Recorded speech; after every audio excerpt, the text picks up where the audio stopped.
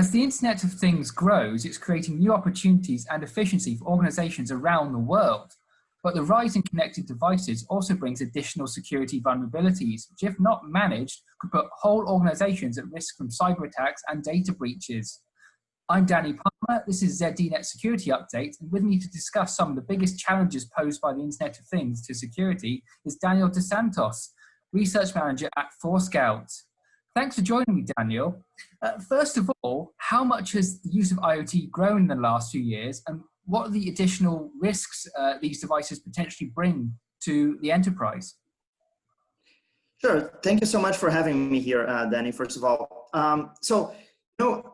We have seen a massive growth in the IoT in the consumer side, right? We all know we see the IP cameras and the smart locks and the smart plugs and so on in people's houses, but it has also grown massively in organizations, commercial organizations, and in enterprises of every size, right? And the fact is that it's not just the number of devices, but the diversity of devices that we see growing. And all of this diversity just basically enlarges the attack surface for any organization. And many organizations are not prepared to deal with these new devices because they don't know, they're not managed as the traditional IT devices were managed. You cannot install an antivirus, you cannot have a specific security agent running on them, right? So these differences in the very architecture of the devices and what kinds of software and what you can do with them brings new risks that some organizations are not prepared yet to deal with. You mentioned the sheer diversity of the types of devices that organizations are bringing in. What are some of these devices that are being brought into organizations? And I suppose, why is it that such a wide variety of devices are being brought in as well? Yeah, so there's a lot of things that are new. So you have, for instance, the IP cameras that are evolutions of the old CCTV systems, and you have badge readers, which are evolutions of old door control systems and so on. So all of these are part of new smart buildings, for instance, right? But you have also a lot of legacy systems, OT and so on, that they are not essentially new things, but they are new in how they're communicating with other devices in the network. So they are legacy systems, but nowadays they are also communicating over IP networks. They're also talking to your IT network. They are also maybe connected to the building devices that I mentioned before, right? So everything in the end is in the same network nowadays, and that's what's scary. It certainly is. You mentioned smart buildings. Traditionally, these things have been offline, but I suppose if you're adding the internet to locks and security cameras and things like that, there's a potential risk that the very items you are using to secure your building could be putting your building at risk. Yeah, absolutely. And it's not just the IP cameras and the door locks, it's the electricity plugs, and it's the smart lights, and basically it's a whole array of devices that we all know that the IoT adds new and interesting functionality to them, right? The fact that you can remotely connect to them and so on. But it also, as I said before, increases the attack surface. It also allows, if it allows you as an authorized user to access a device, it may also allow an unauthorized user to access the same device in your organization. So in terms of risky IoT devices, what are some of the ones that Forescout have found are some of the most common in organizations and are also quite vulnerable?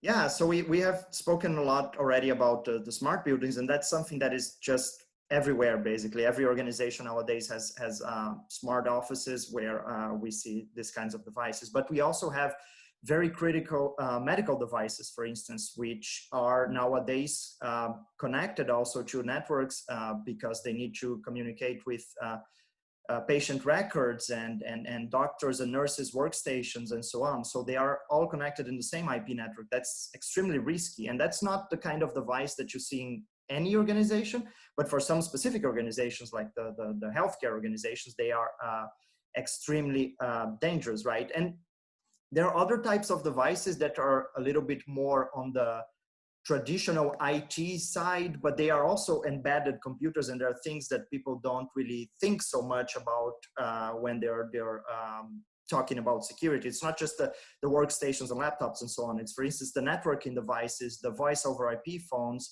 It's you know, your switches, your routers, and so on. They're all connected. They all potentially have vulnerabilities. They can be accessed by different actors and so on. So, for instance, some of the things that popped up recently that people were not thinking so much about before, it's the VPN servers, right? So nowadays everybody is working from home and they have to connect to the VPN, and yeah, you have VPN servers which might be vulnerable. Medical devices are an interesting one you mentioned there, because the IoT medical devices are being introduced into hospitals and healthcare because they can help patients, you know, recover from procedures or help them monitor conditions.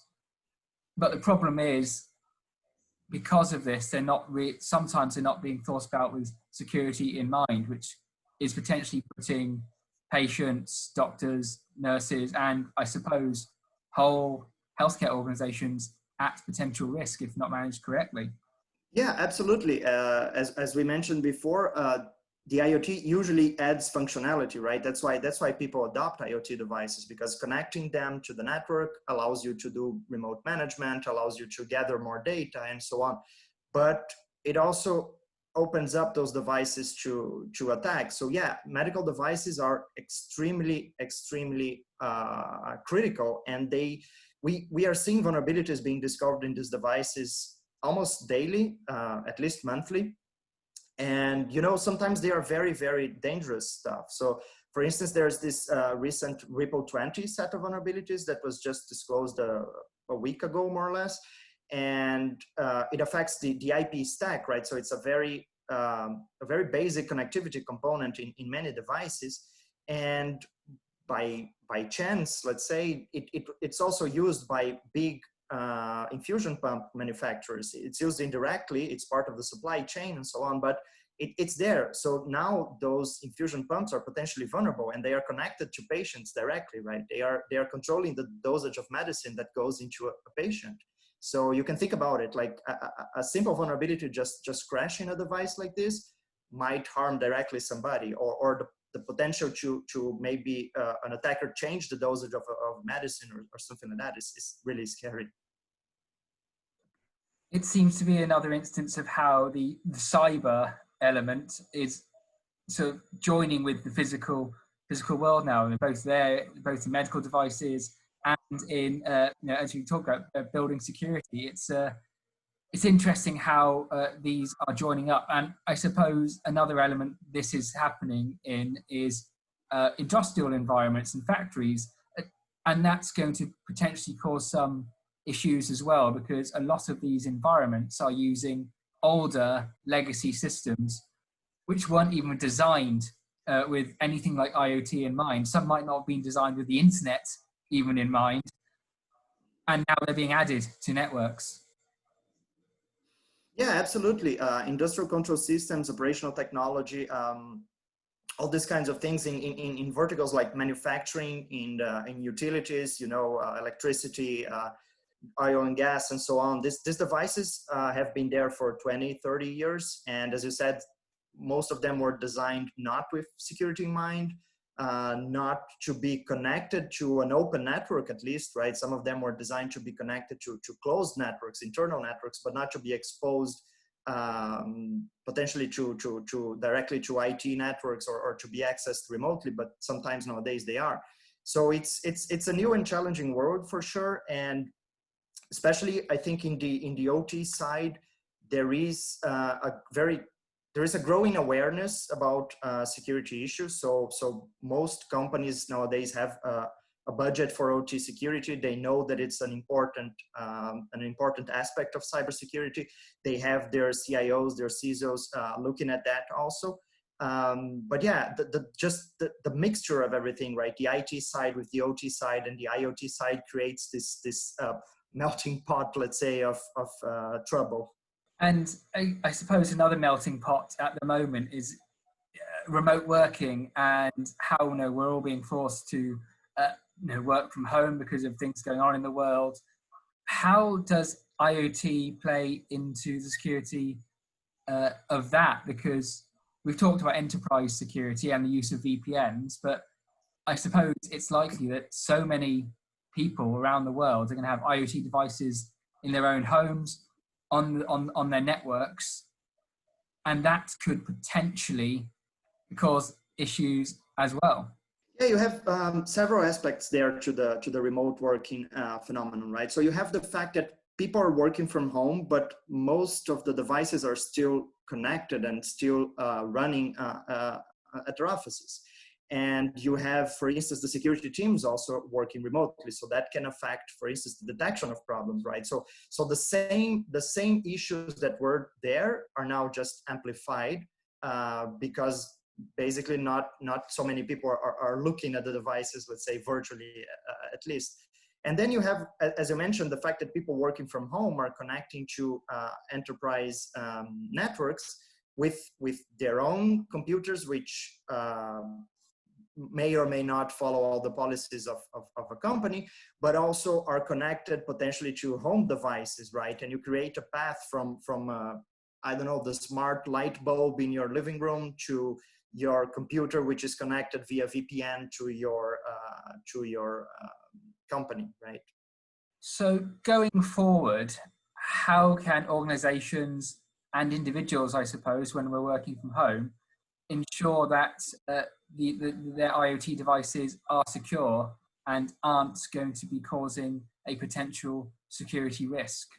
Yeah, sure. I think that there are a few steps that can be taken. The first one is actually being able to know what devices are in your network. And that works both for the home, which is a bit easier because usually you're the one putting the devices there. You have a bit of an idea of what's going on in your home network.